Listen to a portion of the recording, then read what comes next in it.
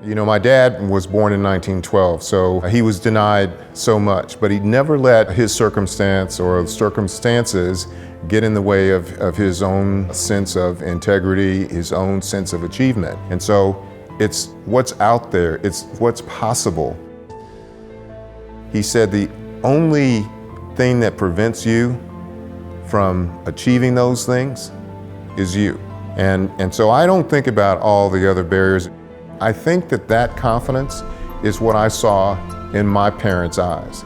They were so invested in me and in my brother doing well and taking advantage of all these opportunities. They had conviction. Oftentimes, we tell people that they need to work hard and follow other people's examples, but sometimes it's hard to determine what the best looks like, and sometimes it's hard to determine what your individual best might be. You've got to figure out, you know, how far you can go and how far you can't go, and you have to stretch. By the mid to late 70s, people were still trying to figure out, what does it all mean? And for those of us who, in the Black community, I can just tell you, it was all about positioning yourself to take advantage of all the changes and opportunities that were being opened up at the time. Everybody was a little cautious, everybody was a little, you know, not so sure, but it gave me an opportunity to take advantage of that uncertainty and just dive right in as if I've been doing these things all my life. And it seemed that like the only thing I had in common with the other students was that we were all new here, forging a new path.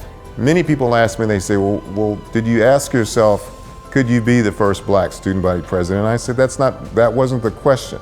The question was, can I be the student body president? I had to have something that all students wanted to see. I think it begins and ends with this notion that there's a responsibility.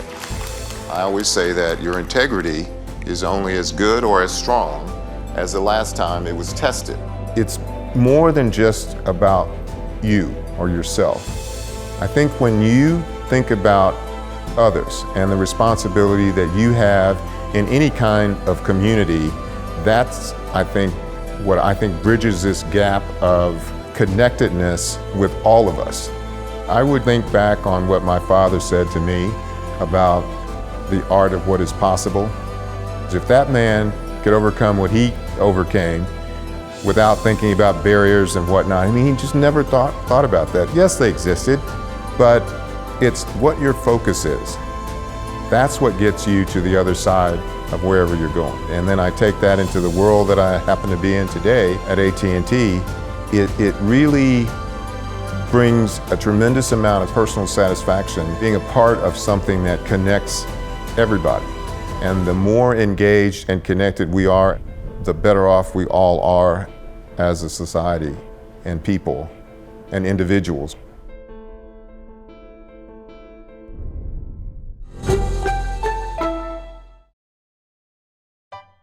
To learn more about AT&T, subscribe to this channel, visit the AT&T Newsroom, or watch more videos in the playlist seen here.